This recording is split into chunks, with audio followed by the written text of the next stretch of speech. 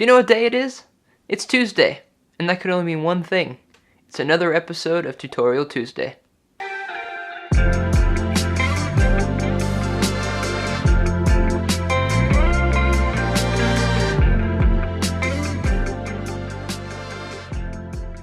Welcome back to the first episode of Tutorial Tuesday in many months, and my first video on this channel in about 2 weeks.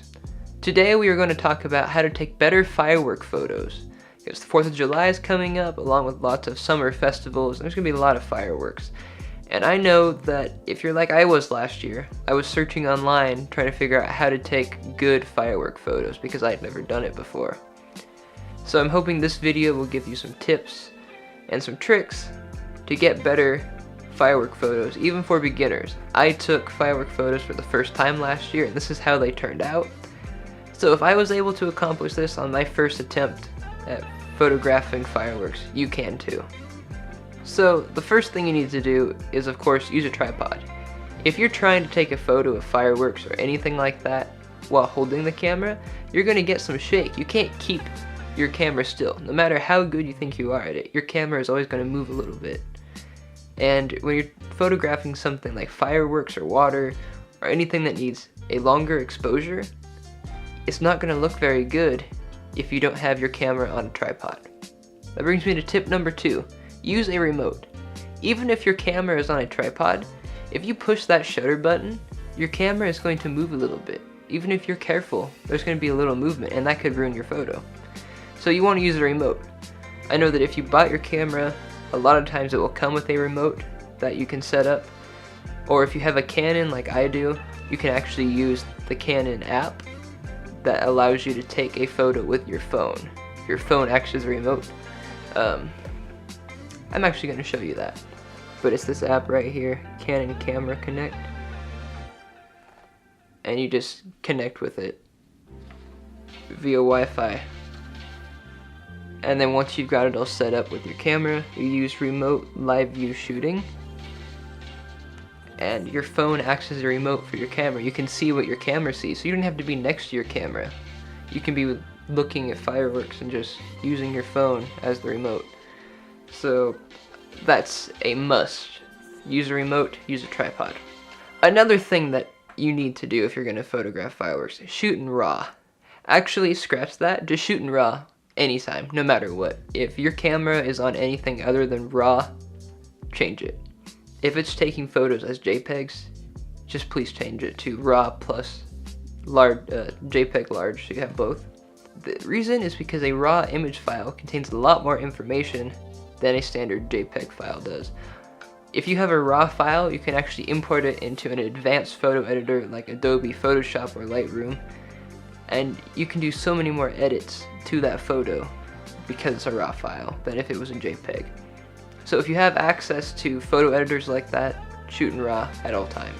But even free software like Paint.net and GIMP, you can download extensions that allow you to edit RAW files, so I would look into that. So now that we got some of the basics out of the way, let's talk more about how to actually photograph fireworks and how to make your shot stand out from the rest. Set your ISO to as low as you possibly can. The reason for that is because you're going to be doing a longer exposure and you don't want to overexpose those photos. Plus, a lower ISO reduces the graininess of your images, so just set it as low as you can. Next thing you want to look at is your aperture. You want to use a smaller aperture, which is a larger f-stop number. I would try anywhere from like an f10 to an f16 or somewhere around there, but please experiment, try out. I mean, depending on what you're trying to get, like as your foreground or what you're focusing on, just mess around with the settings. That's what photography is all about. It's just experimenting, exploring this art form. Another thing to think about is your focus. You're probably going to want a manual focus because it's going to get dark. Your camera, if it's auto-focusing, it's going to have a hard time focusing on those fireworks and figuring out what you want it to focus on. So before it gets dark, I would manually focus your lens, put it on the infinite focus so that it gets just stuff in the distance. Unless you're trying to capture a foreground, then I would focus on that foreground instead. Another thing you may consider doing is using aperture priority mode, and then maybe like bring your exposure compensation down one. You don't have to do that, but that's something that you could do. Now we want to talk about shutter speed. You're going to need a longer exposure in order to get the fireworks to look better, because that's how you get like the really perfect trails and the vibrant colors and make it bright enough at night. So you've got a few different ways you could do this. You could use an interval timer if you own one of those, or you could go into your menu and use the interval time shooting mode and have it take photos like every few seconds for however long it needs to be. So another way to do it is to use bulb mode, and this is the way that I personally do it. Set your shutter to bulb, and what that does is it allows you to use your remote or your phone using the app to control when the shutter opens and when the shutter closes, rather than choosing a shutter speed. So what I would recommend is when you see a firework start going up, you press the button, open the shutter, and it's going to start taking the photo.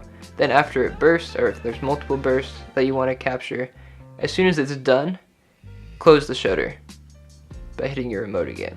And if it was long enough, it should be properly exposed. That's the way that I use to take all those photos I showed you at the beginning, and I can show you some of them again. I use bulb mode. There's a downside. You're constantly focusing on when you're going to push the button, so maybe you're not enjoying the fireworks show as much. So that's one reason I'd recommend stepping away from the camera maybe. Like have it near you, but like watch, and just have the phone in your hand, and you can just press the button without even looking. I did that a lot last year, so you're still kind of watching, but you're getting those amazing fireworks shots. And don't be afraid to experiment and try new things out. I mean, if it's for the 4th of July, there's going to be a ton of fireworks going into the air. I know that where I live, in my neighborhood, there's thousands and thousands of fireworks because everyone's lighting them off. So I know that if I'm messing around and I miss a shot, it's fine because there's going to be so many more opportunities for the evening. If you're just following what I said here or anything else online, you're not really going to have fun doing it because you're just following a formula. I mean, change things up, try things out. You may like the way a particular setting looks better than what I said or what someone else online said. So maybe use this as a starting point and then just experiment. Just have fun. Try different things because photography is an art form. So thank you all for watching this episode of Tutorial Tuesday, the special episode. I don't know when there will be another one. I've kind of been taking a break from doing tutorials because there wasn't really a lot of interest on my channel for them. I hope you'll tune in for some of my videos this summer, because there'll be a lot about the move to Utah and hiking adventures and just so much going on. Starting now, I'm entering my summer schedule, which means more frequent uploads and better quality uploads because I'll have more time to do editing and filming. So just be prepared for a lot of stuff coming out. I can't wait for you to see it. See you next time.